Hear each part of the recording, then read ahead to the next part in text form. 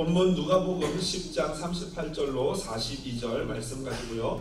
교회론 첫 번째 예배와 섬김이라는 제목으로 함께 말씀 나누도록 하겠습니다. 얼마 전에요, 우리 이찬수 목사님이 부흥회로 다녀가시면서 선물로 책을 몇 권 주셨습니다. 오시기 전에 이메일로 저에게 뭐 필요한 것이 없냐라고 물어보셔서 목사님 최신 도서 몇 개만 부탁드린다 했더니 한 3권 정도를 가져다 주셨어요. 첫 번째는 에클레시아 부르심을 받은 자들이라는 제목이고요. 또 다른 것은 오늘 살 힘, 그리고 마지막으로 복음으로 산다라는 책을 가져다 주셨습니다. 요즘 제가 첫 번째로 픽해서 읽고 있는 책이 있는데 여러분 어떤 거일 것 같습니까? 눈치가 있으시면 알 거예요. 맨 첫 번째 뭘 얘기했습니까? 에클레시아. 에클레시아는 여러분 아시다시피 바로 헬라어로 교회라는 뜻입니다. 교회. 제가 이 책 제목처럼 교회론과 관련된 이야기이기 때문에, 말씀이기 때문에 먼저 이 책을 선택해서 읽고 있습니다. 이렇게 시작합니다. 현실 교회를 바라보는 우리의 마음은 여러 가지로 복잡하다. 그럼 내게 책 제목 하나가 마음에 와 닿았다. 필립 얀시가 쓴 교회 나의 고민 나의 사랑이란 책이다. 나는 이 책의 제목을 볼 때마다 여기에 복잡한 내 마음이 다 담겨 있다는 생각을 한다. 여러분, 저의 고민은 무엇일까요?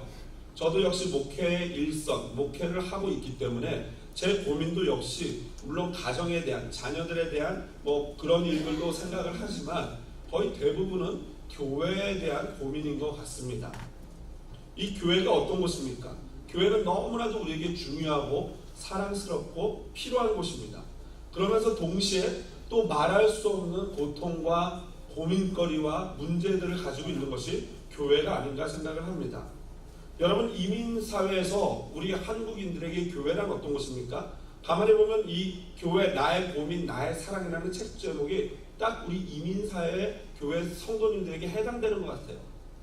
교회를 안 가자니, 안 갈 수가 없고 가자니 여러 가지 문제들이 있고, 그래서 이러지도 저러지도 못하는 그러한 상황이 아마 우리 교회들을 바라보는 우리들의 입장이요, 어떤 성도들의 시각이 아닌가 생각을 합니다. 아까 좀 전에 인용했던 그 필립 얀시의 책, 교회 나의 고민 나의 사랑을 쓴 필립 얀시라는 이 유명한 학자이자 목사님을 한국에서 국민일보가 창사 26주년 기념으로 2014년에 초빙을 했어요. 그러면서 주 강사로 필립 얀시, 그리고 선한목자교회를 섬기는 유기성 목사님, 그리고 분당우리교회 이찬수 목사님을 주 강사로 모셨거든요. 그래서 컨퍼런스를 했는데 그때 그 사전에 인터뷰를 할 때 이찬수 목사님에게 교회란 어떤 곳이냐라고 물어봤더니 딱 한마디로 정의하시기를 방주와 같은 곳이다 라고 했어요. 제가 한두 번 정도 아마 성도님들께 알려드렸을 거예요. 왜 방주와 같은 곳입니까? 이 방주라는 곳은 이 동물들의 오물들 때문에 냄새나고 습하고 또 창문도 위에 하나밖에 없기 때문에 컴컴하고 그런 답답한 곳이긴 하지만, 그렇다고 해서 방주를 빠져서 밖으로 나가면 어떻게 됩니까? 죽습니다. 이게 교회라는 것이에요. 그래서 제가 그 얘기를 보면서 참 얼마나 가슴에 와닿던지, 정말 이게 한마디로 딱 교회를 정말로 잘 표현한 말 같다. 물론 교회에 대해서, 그 복잡한 교회에 대해서 다 담을 수는 없지만 교회 특징에 대해서 잘 설명한 것 같다라는 생각을 했습니다. 여러분, 교회가 무엇입니까? 그리고 교회가 왜 존재합니까? 이게 매우 고상한 질문이잖아요. 소위 이것을 교회론이라고 하는데, 이 매우 고상한 질문인데요. 질문은 고상하고 학문적으로 따지면 굉장히 고상한 얘기가 나오는데, 그걸 우리 교회 현실로 가져오면요, 사실 아무것도 아니에요. 매우 현실적인 굉장히 재미난 문제와 연결이 됩니다. 제가 2년 반 전에 우리 한사랑교회를 처음으로 이제 부임하면서 이제 2대 담임 목사로 왔는데, 그때는 이제 원로 목사님도 살아계셨고요. 우리 구역장님들 리더십들이 모여서 이제 첫 번째로 원로 목사님과 저와 함께 이제 회의를 했습니다. 근데 회의를 하는데 가장 먼저 이 리더십들이 저에게 질문한 질문이 뭔지 아십니까? 목사님, 비전이 뭐예요? 우리 교회 앞으로 어디로 갈 거예요? 이런 걸 질문 안 하셨어요. 뭘 질문하셨냐면, 목사님, 주일날 식사 문제는 어떻게 할 것입니까? 이 질문을 하셨어요. 그래서 제가 생각도 않은 문제를 물어보셔서 굉장히 당황스러웠어요. 그래서 아니, 식사가 왜요? 그랬더니 알고 봤더니 파가 두 파로 나뉘더라고요. 한 파는 쪽파, 대파 이런 게 아니고, 한 파는 밥을 먹자 파. 주의 교회는 그래도 밥이지, 밥을 먹어야지, 아무래도 밥을 먹어야지 성도들이 기쁘지, 이런 파와, 한 파는 꼭 밥을 먹어야 돼? 파가 있었어요. 근데 밥을 먹어야 돼 파도요, 두 파로 또 나뉘더라고요. 간단히 먹자 파와 꼭 먹어야 돼 파를 이렇게 나뉘더라고요. 그래서 그 문제를 제가 곰곰이 고민하면서, 사실 이게 여러분 굉장히 유치하고 밥을 먹어야 돼 말아야 돼, 이게 뭐 유치원에서나 하는 얘기 같지만 사실 이것이요 굉장히 교회론과 부합된 문제예요. 왜 그러냐면요, 교회론이 바로 서 있지 않으면 이 밥 먹는 문제를 어떻게 해야 될지 결정을 할 수가 없어요. 교회론이 똑바로 서 있지 않으면 어떻게 봉사를 해야 되는지 얘기를 해줄 수가 없어요. 교회론이 똑바로 서 있지 않으면 예배가 무엇인지에 대해서 예배를 어떻게 해야 되는지 결정을 할 수가 없어요. 그런 점에서 그 전에 이제 제가 오기 전까지 이제 성도님들끼리, 성도도 그리 지금보다는 많지 않고, 그러다 보니까 이 돌아오는 횟수도 반복적으로 자주 돌아오고, 또 재정적으로 어렵다 보니까 구역에서 뭐 각출을 해가지고 식사 준비를 하니, 여러분 밥하는 것도 힘든데 돈까지 내고 설거지까지 하고 그러자니 얼마나 고되겠습니까? 그래서 아마 고민이 있으셨던 것 같아요. 그래서 제가 이걸 놓고 고민하면서 기도하면서 이제 제안을 했죠. 저는 캐터링으로 가겠다. 국 하나, 우리 성도님들은 밥만 하시고 설거지만 하시면 된다. 김치 사다 먹고 캐터링으로 국 하나 하자. 그런데 LA는요 그렇게 캐터링 해주는데 굉장히 많은데 여기는 진짜 없더라고요. 그런데 어떻게 겨우겨우 해가지고 제가 그 문제를 해결해서 오늘날까지 목회가 잘 되는 것 같아요. 그런데 우리 교회에 최대의 위기가 왔습니다. 몇 주 전에. 어떤 위기일까요? 그 캐터링을 해주던 권사님이 회사가 이렇게 어떻게 되면서 캐터링을 이제부터 못 해주신다는 거예요. 위기 중에 위기 아닙니까? 제가 대위기라고 하니까 밥 먹는 게 그렇게 위기인가 라고 생각하시는 분도 있을 수 있지만, 어떻게 보느냐에 따라서 이게 굉장히 위기이기도 하고 아니기도 해요. 제가 지금 그 얘기를 하려고 그러는 거예요. 그런데 참 우리 교회를 하나님이 너무나도 사랑하셔가지고 막 이제 우리 구역장들이 또 2년 반 전에 했던 그 회의를 다시 얼마 전에 꺼내가지고 또 구역장에서 했어요. 밥을 먹을 것이냐, 간단하게 먹을 것이냐, 안 먹을 것이냐, 이 회의를 또 했어요. 그러다가 이제 막 고민을 하던 중에 하나님의 은혜로 또 다른 캐터링을 해주는 분이 나타나셨어요. 그래서 첫 번째로 먹은 게 지난주 국이었어요. 어떠셨어요? 맛있었어요? 저는 안 먹어봤는데 성도님들이 다 맛있었다 해주셔가지고 얼마나 다행인지 모르겠습니다. 자, 참 이제 식사 문제가 해결돼서 감사한데 이제 위기는 지나갔는데 저에게 남은 숙제가 하나 있습니다. 그건 뭐냐면은 이제 다시 교회론의 문제를 가지고 우리가 대화를 나눠야 될 시기가 됐구나. 왜 그러냐면은 성도가 4배, 5배로 늘어나면서 계속해서 끊임없이 새로운 생각들, 새로운 문제들이 나온단 말이죠. 그런데 그때마다 다시 한번 저의 목회 철학을 가지고 성도님들과 그걸 조종하면서 맞춰가야 될 필요가 있어요. 그래서 저는 오늘 다시 교회론을 가지고 나와서 이 8월 한 달 정도를 같이 교회론에 대해서 같이 창세기를 잠깐 멈추고 교회론에 대해서 얘기를 나누고자 합니다. 저는요, 오늘 교회론에서 교회론 하려면 엄청 한 학기 수업도 부족한 판인데, 오늘 제가 말씀드리고 싶은 딱 2가지 명제로서 교회를 제가 말씀드리고 싶은데, 첫 번째, 두 번째로 나눠서 2가지 명제를 말씀드리고, 그리고 함께 은혜를 마무리하는 걸로 하도록 하겠습니다. 특히 오늘 본문은요, 여러분 지난 우리 이찬수 목사님이 토요일 날 예수님의 쉼터라는 제목으로 설교해 주신 본문이기 때문에 제가 그 말씀에 너무 은혜를 받았고 또한 100% 공감하는 바예요. 그래서 그 말씀을 해석해 주신 그 말씀을 토대로 저는 여러분들과 제 목회 철학, 그 말씀을 토대로 우리 교회가 나아가야 될 방향에 대해서 말씀을 드릴 것입니다. 동서고금, 그러니까 옛날이나 지금이나 동양이나 서양이라는 막론하고 이 교회 공동체에서 늘 있는 문제는 아마도 먹는 문제인 것 같아요. 오늘 본문도 보십시오. 2000년 전에 유대인들, 이스라엘 사람들이에요. 그런데 그들에게도 문제가 어떤 문제였어요? 먹는 문제가 문제였던 것이에요. 오늘날 우리 교회도 마찬가지고 많은 지역들의 교회도 그럴 것입니다. 예수님이 마르다의 집에 놀러 오셨고 동생 마리아도 그 집에 있었습니다. 그런데 동생 마리아는 이 예수님 앞에 나가서 그 발치에 앉아서 얼굴을 턱을 들고 예수님을 바라보면서 똘망똘망한 눈으로 예수님의 입에서 떨어지는 말씀을 아멘 아멘 하면서 받아먹는 거예요. 그런데 마르다 언니는 어떡합니까?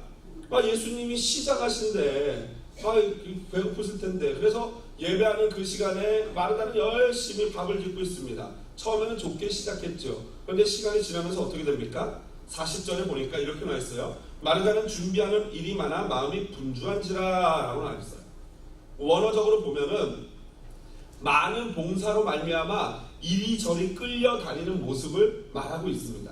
그러니까 처음에는 좁게 시작했는데 봉사가 많아지다 보니까, 섬김이 많아지다 보니까 마음이 분주해지고 이런저런 일에 치이다 보니까 이제는 기쁨이 아니라 뭐가 되는 거예요? 막 짜증이 나는 거예요. 여러분 솔직히 우리끼리 얘기해 보시죠. 솔직히 마리아가 못됐습니까? 마르다가 못됐습니까? 왜 대답을 안 하세요? 아니 인간적으로 보면은 누가 나쁜 여자예요? 네? 마리아죠. 아니 생각해보세요. 나이도 젊은 것이 언니가 열심히 피땀 흘려 막 밥하는데 그냥 자기는 앉아가지고 고상하게 이루고 있단 말이죠. 그럼 마리아는 참 이게 문제가 있는 여자 아니겠습니까? 이러면. 그런데 여러분 교회는요, 이 다른 우선순위를 가지고 있는 곳이 교회예요. 그 가장 우선순위 맨 첫 번째 있는 게, 교회에서 첫 번째 있는 게 무엇입니까?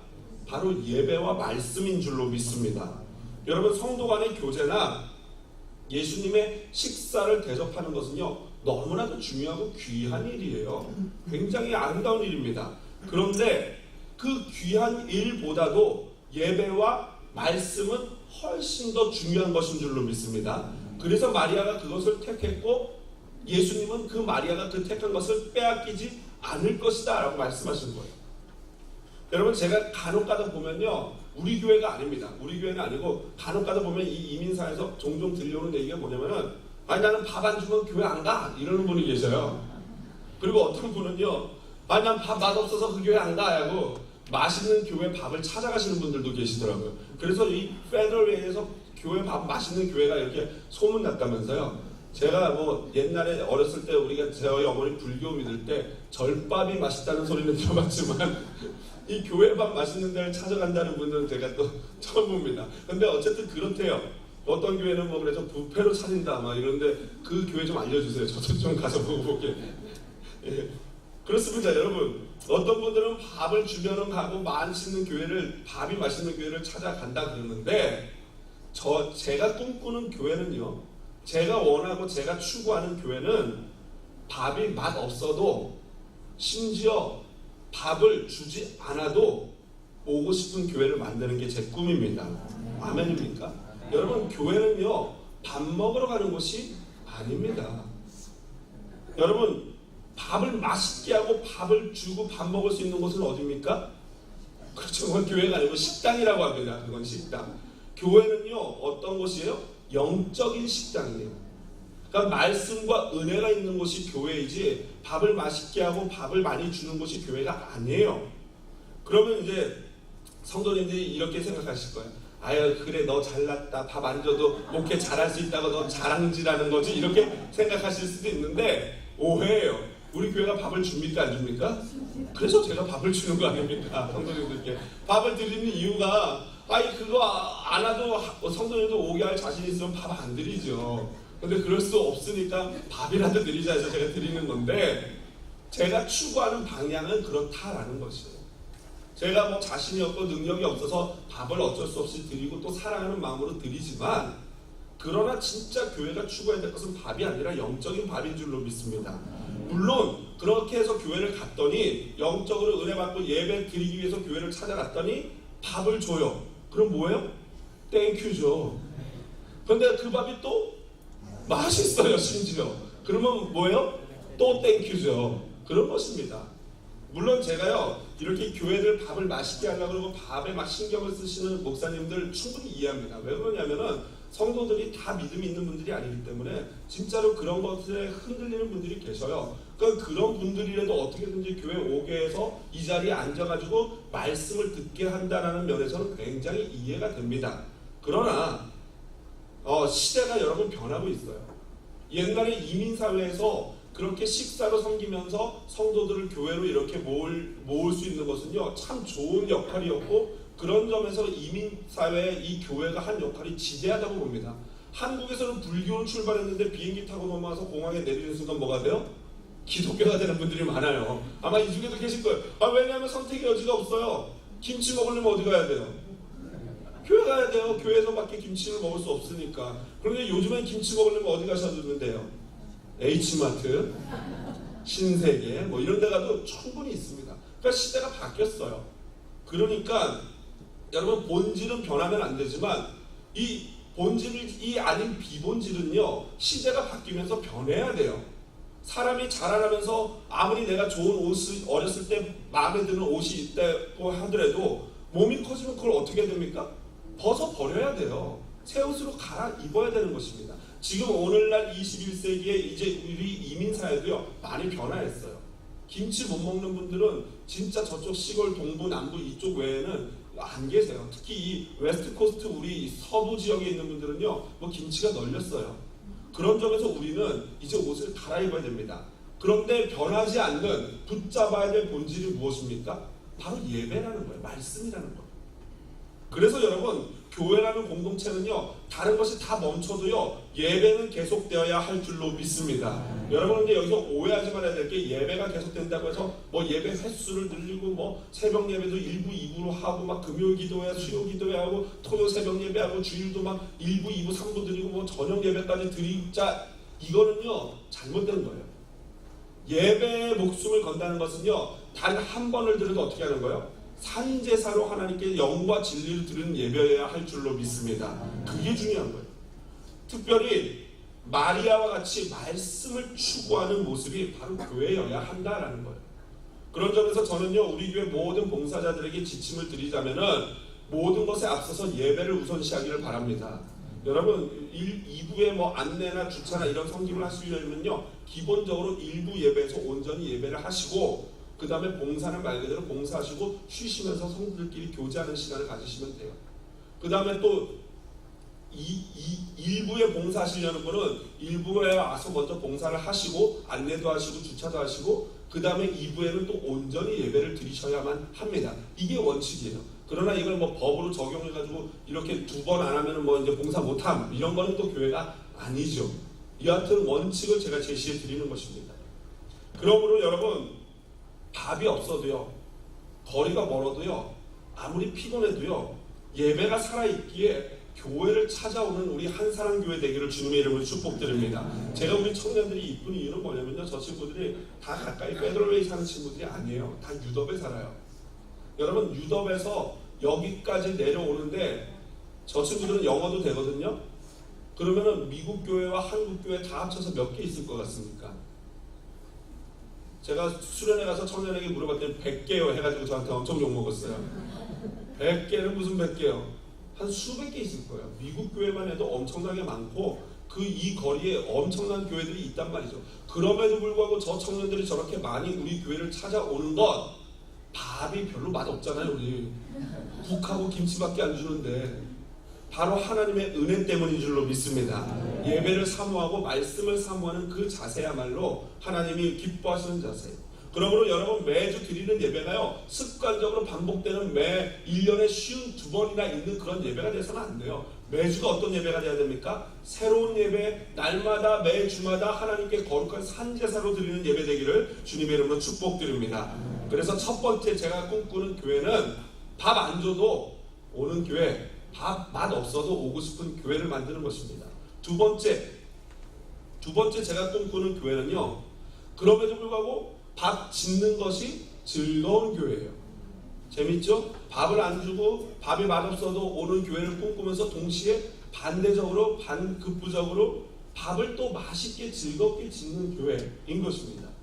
여러분 잘 들어보십시오. 예배라는 단어는요 히브리에서 두 가지 단어를 예배에 쓰는데 그 두 가지의 의미가 하나는 경배의 의미예요. 납작 엎드려서 입을 땅에 대고 엎드려서 경배하는 의미가 첫 번째고요. 두 번째는 제사장들이 제사를 지낼 때 제사를 섬기는 돕는 그러한 표현의 섬김이 바로 예배예요.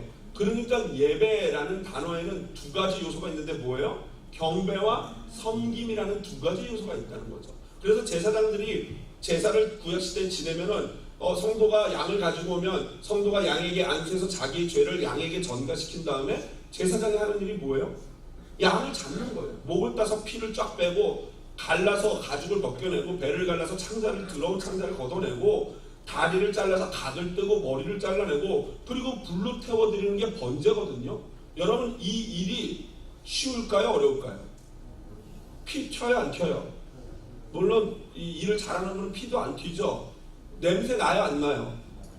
나죠. 지저분하죠. 귀찮은 일이에요. 그럼에도 불구하고 제사장들은 예배를 할 때마다 그걸 해야 된단 말이죠. 이게 바로 예배의 요소 중에 하나인 섬김이라는 거예요. 그래서 여러분 기본적으로 예배는 경배와 섬김의 두 가지 요소가 합쳐진 것이라는 거죠. 물론 제가 좀 전에 앞서 말씀드린 것처럼 예배의 첫 번째 요소는 하나님을 경배하는 요소예요.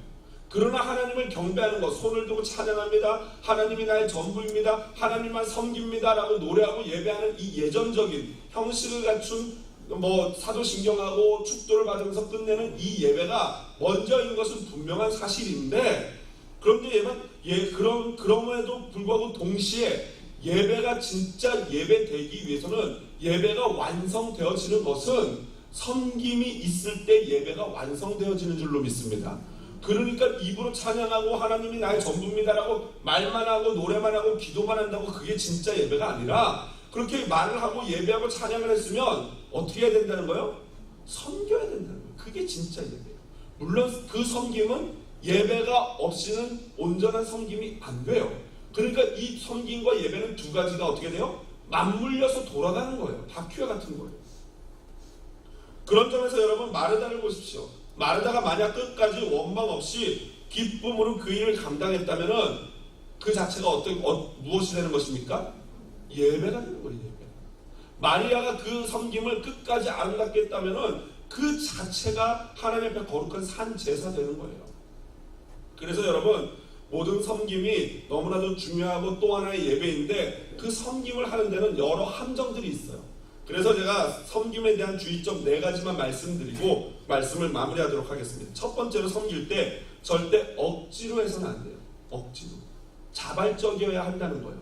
여러분 이 교회에서 문제점이 있다면 그게 뭐냐면요. 이 목사님들이 성도들을 어떻게든지 섬기고 하나님의 하는 게 너무나도 귀하니까 어떻게든지 그 섬김을 가르쳐주고 싶어서 하다 보면 좀 오바스러운 적이 있어요. 그게 뭐냐면은 성도님들한테 막 어떻게든지 섬김을 권유하고 싶어가지고 집사님이 없으면 우리 교회가 안 돼. 집사님이 일을 꼭 해줘야 돼. 해가지고 저는 못하겠어요 하는데 억지로 어떻게 해요. 막 그냥 풍선을 이만큼 넣어가지고 하늘을 붕붕 띄워가지고 진짜 그분이 없으면 우리 한사람교회가 안 돌아가는 것처럼 막 띄우는 거예요. 집사님이 하셔야 된다고. 반드시 해야 된다고. 그래서 집사님이 하기 싫은 마음이 있다가 목사님이 하도 그러니까 어떻게 돼요? 진짜 그런가? 하고 이제 하게 되는 거예요. 근데 하다 보면 어떤 일이 벌어집니까? 어려움이 와요, 안 와요? 어려움이 와요. 그때는 이제 속았구나 이런 생각이 드는 거예요. 그러면서 원망이 어떻게 돼요? 목사에게로 가고 교회에게로 가는 거예요. 여러분 섬김이라는 것은요 반드시 자발적이어야 돼요. 이사야 선지자를 여러분 생각해 보십시오. 이사야 6장에 보면 하나님이 이사야 선지자를 부릅니다. 그리고 부르셔가지고 그의 죄를 사해 주시고 제단 숯불을 가져서 입술을 지져가지고 정결케 해주셔요.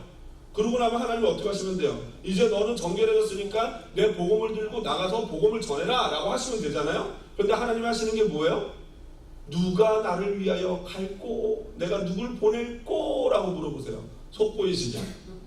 그죠? 아니 방금 다 해놓고 왜 물어보시냐고요. 그냥 가라 그러면 되지. 그런데 속 보이시게 물어보세요. 누가 나를 위하여 가고 내가 누구를 보낼꼬? 했더니 이사야가 어떻게 해요? 눈치를 빨라가지고 어때요? 저요! 저를 보내셔서 내가 여기 있습니다 라고 막 손을 들고 자발적으로 나서는 거예요. 이게 하나님이 원하는 섬김의 모습이에요. 자발성. 누가 등 떠밀어서가 아니라 자발적으로 하나님이 원하시는 걸 알고 내가 헌신하는 마음으로 섬기는 것, 이것이 진짜 섬김이다 라는 거예요. 두 번째로 섬김을 할 때 불평 없이 감사한 마음으로 해야 돼요. 여러분 제가 감사한 것이 얼마 전에 우리 교회 대위기가 왔다 그러지 않았습니까? 밥 먹는 문제? 근데 감동하고 감사했던 건 뭐냐면요, 우리 구역장님들이 거의 이구동성으로 그까짓 거 밥 하자, 할 수 있다 하면 어때? 우리 가자! 막 이렇게 말씀하셨어요. 가자! 이러면서 막 밥 하자! 막 이러셨거든요. 그래서 제가 너무나도 감사하죠. 솔직히 여러분 교회가 반대 아닙니까? 목사는 밥 하자! 그러니까 구역장님들이 지는 안 하니까 맨날 밥 하자 그래 막 이러면서 안 한다 이러잖아요. 근데 우리 교회는 반대예요. 구역장님들이 가자! 그러고 누가 말려요? 제가 말려요. 하지 말아라. 안 됩니다. 하지 마세요. 왜 그럴까요? 이 구역장님들이 열정이 있으셔요. 믿음이 있으시고 열정이 있으셔서 밥하는 게 어렵지 않단 말이에요. 그런데 밥을 하게 되면은 구역원들이 같이 해야 돼요, 안 해야 돼요? 하게 되죠. 그런데 구역원들 중에는 하고 싶어도 상황이 안 되시는 분들이 계시고 또 하기 싫은 분도 간혹 있을 수 있어요, 없어요? 있어요. 그런데 구역장님은 자기 혼자 열정이 타가지고 밥 하자! 목사님 우리가 매주 할게요! 물어보지도 않고 이러면은 그 구역원들의 마음이 어떻습니까? 힘들어지죠. 힘들어지죠. 그러면서 나중에는 이제 더 미안해지고 도와주지 못하니까 미안해지고 근데 맨날 밥만 얻어먹자니 그것도 너무 힘들고 그러다 보면 교회를 점점점 소홀히 하게 되고 멀어지는 경우가 있는 것을 제가 봐요. 그래서 제가 구역장님들한테 어떻게 얘기했냐면은 그럼 구역장님들 하고 싶으면 하세요. 그런데 1년 내내 구역원들이 한 명도 안 도와줘도 혼자서 기쁨으로 감당할 수 있으면 하세요 라고 했어요. 그랬더니 어떻게 하셨을까요? 사 먹자! 이건 농담이고요. 그러니까 약간 하고 이렇게 수그러드시더라고요. 그렇게 하고는 싶으나 가만 생각해보니까 1년 동안 나 혼자 밥을 한다? 화가 나죠. 마르다처럼 화가 나죠. 화가 안 날 리가 없죠. 여러분 저는요 어제도 한 예를 제가 소개해드리면요 제가 이 설교 말씀 준비하는 이런 영적인 거 말고도 이 육체적으로 교회를 섬기는 일을 많이 합니다. 뭐냐면 일단 가장 첫 번째로 새벽에 오면요 이 새벽 예배 게이트를 제가 오픈을 합니다. 이 날씨 좋은 여름에는요 차에서 오픈하려고 차에서 딱 내리면 공기가 너무 신선하고 좋아요. 근데 문제는 겨울이에요. 겨울에 이제 딱 이 추운데 겨우 차 타고 왔는데 차가운 시트 앉아서 시트 겨우 데필 때쯤 되면은 문을 열러 내려야 되는 거예요. 문을 열려고 하면 막 그냥 춥고 거기다가 비까지 부슬부슬 내리고 어두컴컴해서 귀신 나올 것 같고 이런 때는요 정말 귀찮습니다. 그래서 불평이 나올까요 안 나올까요? 여기까지 불평이 나올라 그러는데 그때 항상 하나님이 떠올리게 하시는 말씀이 있어요. 그 말씀은 나중에 제가 말씀 끝날 때 알려드릴게요. 여튼 그 말씀이 있어요. 제가 어제도 한 일을 소개해드리면은 요번 주 중에 이 옥상에 올라가가지고요 우리 교회가 참 이 풍경도 좋고 나무도 많아서 우리 에버그린 스테이트 너무너무 좋다라고 하는 거는 맞는데 또 항상 좋은 게 있으면 뭐가 있어요? 빛이 있으면 어둠이 있어요. 이제 좀만 기다려보세요 여러분. 가을만 되면요 낙엽이 날리는데 굉장히 낭만적인데 매주 청소를 하려면 죽어. 근데 그 솔잎이 요만한 건데 이거 얼마나 아주 그냥 까탈스러운지 몰라요. 또 올라갔더니 송화이 솔잎 이런 것들이 오래돼가지고 막 바닥에 달라붙어 있는 것들이 있어서 제가 그걸 한 또 2시간 정도 요번 주 중에 옥상에 있는 걸 다 불어내서 깨끗이 치웠어요. 그래야지 안 막히거든요. 이게 막히면 이제 이런데 또 물이 새요. 그리고 또 어제는 뭘 했냐면은 밖에 나가서 이제 불어로 청소를 이거는 뭐 매주 하는 거예요. 불어로 청소를 막 불어서 주차장을 깨끗이 여러분 보시면 깨끗하잖아요. 제가 보통 한 2시간 정도 매주 이거 치우고 있어요. 그런데 어제는 또 일이 벌어졌어요. 어떤 권사님이 교회에다가 기증을 한다고 카펫 청소기를 이거 양 넣어가지고 청소하는 카펫 청소기를 기증했단 말이에요. 근데 제가 또 그런 기계를 보면 가만히 못 있어요. 그래서 약을 넣어가지고 저 주일학교 카펫이 좀 너무 지저분해서 스팟 있는 점점 있는 지저분한 데다가 제가 이제 그걸 한번 싹 해봤더니요 정말 깨끗하게 잘 되는 거예요. 근데 문제가 발생했어요. 뭐예요? 깨끗해진 데와 옆이 너무나도 비교가 돼요. 불싸 해가지고 요것도 해야 되겠네 요것도 해야 되겠네 하다가 거의 한 3시간 4시간을 청소를 해서 이따가 그냥 가지 마시고 꼭 가서 한번 확인하고 가세요. 얼마나 깨끗해졌는지. 여러분 제가 불평을 할까요 안 할까요? 또 잠깐 여기서 제가 이렇게 얘기를 하잖아요. 이렇게 간증을 하면요 어떤 분들은 우리 목사님은 저게 문제야. 그거 봉사하는 건 좋은데 지 입으로 다 떠들어. 자랑질은 왜 저렇게 하는지 이런 분들이 계신데 여러분 한번 물어봅시다. 엄마가 애들한테 남편이 퇴근하고 들어왔어요. 남편에게 그래요. 여보 내가 아침에 우리 애한테 이거 스크램블 해줬고 점심에는 학교에 도시락을 싸줬고 저녁에는 이거 해줬어요. 하면은 그게 자랑하는 거예요? 뭐예요? 그냥 일상이에요. 엄마는 애한테 밥 해주는 게 자랑할 거예요? 보통이에요. 저는요 지금 청소하는 이런 거를 자랑이라고 생각 안 해요. 당연히 목사가 교회가 작으면 해야 될 나의 일로 생각하고 성도님들에게 제 삶을 어떻게 하는 거예요? 쉐어하는 거예요. 나누는 거예요. 여러분 두고 보세요. 제가요 솔직히 이제 이 일을 하는데 불평이 있어요 없어요? 지금 많은 것들 하는데 불평이 어제 막 청소 뭐 밖에 2시간 안에 3시간 해가지고 총 5시간 했는데 불평이 났을까 안 났을까요? 안 났어요. 안 났어요 진짜. 저는요 어떤 성격이냐면요 내 안에 이제 게이트를 열다 못해서 이제 불평이 올라오는데 말씀이 그걸 누르고 불평이 올라오는데 말씀이 누르는데 어느 날 불평이 올라오는데 말씀을 치고 올라오잖아요. 그럼 제가 어떻게 할 건지 아십니까? 이 게이트 이거 오토락도어로 할 거예요. 찐. 여러분 섬기는 것도 좋은데 불평이 올라오면 그 섬김을 관둬야 돼요. 제가 이 청소하는데 막 힘들고 불평 나잖아요. 걱정 마세요. 오늘도 감사하게 어떤 장로님이 아침에 저를 보더니 청소한 걸 다 보시고 나더니 저한테 그렇게 좋게 말씀해 주시더라고요. 목사님 이제는 우리 가드너 사가지고 청소 가드너한테 시킵시다 그러더라고요. 그래서 제가 뭐라 그랬냐면 장로님 걱정 마십시오. 아직까지는 제가 행복합니다. 그러나 진짜 힘들어지면은 그때는 말씀 안 하셔도 제가 알아서 가드너 돈 주고 쓸 겁니다. 염려 마십시오. 저는요 고등학교 2학년 때 저희 아버지가 경찰이셨는데 저희 어머니가 사업을 한다고 사업을 하다가 집이 쫄딱 망했어요. 그래가지고 우리 아버지가 경찰을 관두시고 교회 나중에 이제 사찰 집사님 되셨거든요. 근데 그때 교회가 지하 1층 위로 3층에서 총 4층의 건물이었는데 제가 고2 때 고1 때 제가 예배하던 그 교육관 2층 전체를 제가 아버지를 도와서 청소를 했어요. 복도를 쓸고 대걸레질하고 그 다음에 내가 드린 예배당 쓸고 걸레질을 하고 심지어는 화장실 남자 화장실 여자 화장실까지 제가 다 청소를 하면서 여러분 이 기쁨은요 안 해보신 분들은 진짜 알 수가 없어요. 그게 안 기쁠 것 같죠? 해보십시오. 이러면서 제가 슬쩍 이제 끌어들이는 것 같은데 원하시면 부러워 가르쳐드리겠습니다. 진짜 하고 나서 깨끗해진 교회를 보고 제가 어제도 카펫을 왜 좀만 하다 말고 다 하고 나니까 깨끗해지니까 마치 내 죄 씻음을 받은 느낌이에요. 얼마나 기쁜지 몰라요.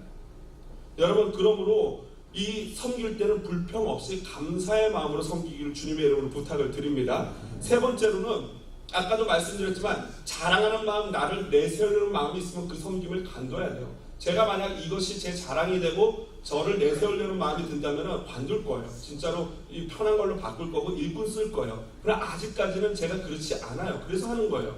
그런데 여러분 이 자랑은 이 간혹가다 교회를 옮겨오시는 분들 중에 이런 분들이 계세요. 아니 그 교회 가서 뭐 성가대 지휘를 하겠다. 그 교회 가서 뭘 하겠다 라는 분이 있어요. 물론 저희는 사역자나 이런 분들은 우리가 스텝으로 페이 스텝으로 쓰지만 간혹가다 교회 오시려고 하는 분들 중에 뭐 그런 분들이 간혹 계세요. 저는 그런 분들은 절대 환영하지 않습니다. 저는 우리 교회 오시는 분은요 처음에 올 때 무조건 6개월이든 1년이든 예배, 정말 하나님 내가 예배를 통해서 하나님과 깊이 만나고 예배 온 힘을 쏟기를 원합니다 하는 분들만 제가 기쁨으로 환영합니다. 그렇지 않고 내 이 봉사를 통해서 섬김을 통해서 내 존재감을 찾거나 느끼려고 하는 분들은요 진짜 신앙생활을 할 수가 없어요. 진짜 신앙생활은 하나님 앞에서 먼저 예배를 한 다음에 그 교육을 받고 훈련을 받은 다음에 섬길 때 그게 진짜 신앙생활이 될 줄로 믿습니다. 마지막 네 번째로는 섬김을 하되 나의 생각을 버리고 함께 조직적으로 리더를 따라서 섬기는 거예요. 이 마르다가요 여러분 오늘 마르다를 보면은 섬기다 못해 어떻게 됩니까? 교만이 머리 위로 올라가 가지고요 누구까지 가르칩니까? 어이없잖아요. 그런데 인간이 이렇게 되는 거예요. 섬김을 하다 못해 나중에는 예수님까지 가르친다니까요. 오늘 보니까 이 말투가 그냥 말투가 아니고 원문으로 보면 굉장히 원망조고 예수님 보고 이렇게 해달라고 가르치는 조의 말인 거예요. 여러분 그래서 교회에서 섬김을 할 때는 예전 교회 경험이 많은 분들도 계시고 그렇습니다. 그러나 우리 한사랑교회 오셔서는요 우리 한사랑교회 이 조직적으로 세워진 리더들의 리더십에 순종을 하면서 물론 얼마든지 자기 의견을 개진할 수는 있어요. 얘기할 수는 있어요. 그러나 그것이 함께 어우러져 가지고 리더십에 이 딸을 이끌어가며 순종을 할 때 그것이 진정 아름다운 섬김이 될 줄로 믿습니다. 여러분 말씀을 마무리합니다. 밥이 없어도 오고 싶은 교회, 밥이 맛 없어도 꼭 오고 싶은 교회, 그게 제 첫 번째 비전이면, 두 번째는요, 이 밥 짓는 것이 즐거운 교회, 다시 말해서 섬김이 기쁨이 되는 교회를 만들고 싶은 것입니다. 제가 우리 청년 수련회 갔잖아요. 보니까 우리 권사님, 우리 집사님, 부장 집사님, 부장 장로님, 권사님, 부장 집사님, 또 PTA 어머니가 모여가지고 함께 우리 애들 어떻게든지 잘 걷어 먹이겠다고 모여가지고 막 고기를 준비하는데, 우리 교회는요 그냥 이런 거 안 해요. 그냥 갈비로 준비하시더라고요. LA 갈비로. 그래서 애들 하겠다고 양념을 하고 아침에 모여서 샌드위치를 만들어서 같이 드시고, 저까지 불러가지고 그래도 목사님 드셔보시라고 해서 샌드위치 먹고 같이 모여서 하는데, 그게 얼마나 좋은지 몰라요. 그런 섬김의 아름다움을 경험하기를 주님의 이름으로 축복드립니다. 또 사진까지 찍어놨어요. 그래서 저희 홈페이지랑 여기 이 페이스북에다 올릴 테니까 여러분들 그분들의 얼굴을 보세요. 얼마나 기쁨이 넘치는지. 혹시 사진 찍어서 그러신 건가? 모르겠어요. 여러분들이 판단하세요. 사진에서는 엄청 기쁜 얼굴이 넘치는데, 제가 사진 안 찍을 때는 봤지만 기쁨이 넘치시더라고요. 말씀을 마무리합니다.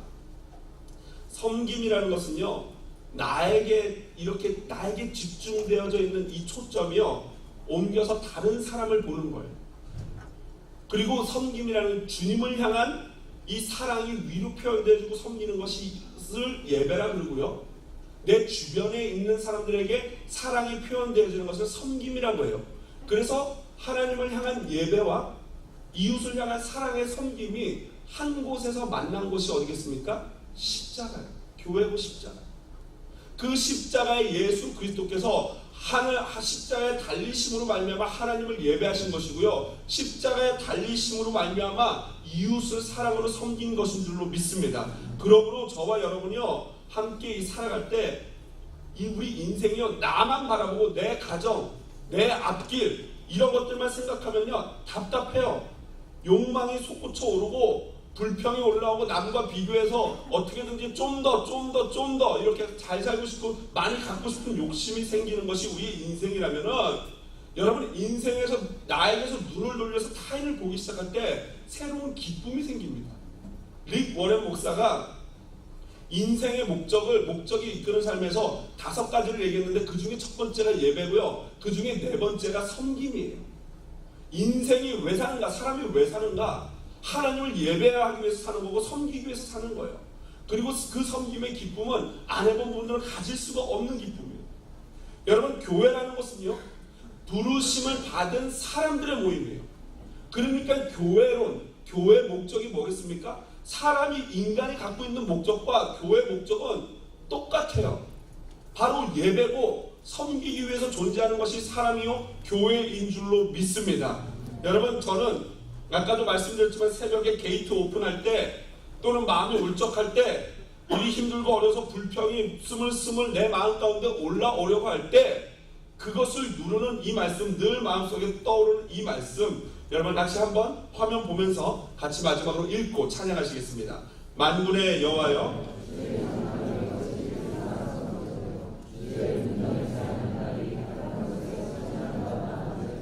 자기네 장막에 사는 것보다 내 하나님의 성전 움직이려 있는 것이 좋사오니.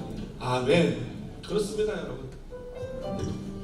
정말로 세상 가운데 여러 가지 추구하는 것들을 얻을 때 행복한 것이 아니고, 그럴 때 기쁜 것이 아니고, 바로 인간의 가장 근본된 목적, 하나님의 장막에서 여호와를 예배하고 서로를 사랑하며 섬길 때, 그것이 진짜 우리 삶의 행복이요 기쁨이 될 줄로 믿습니다.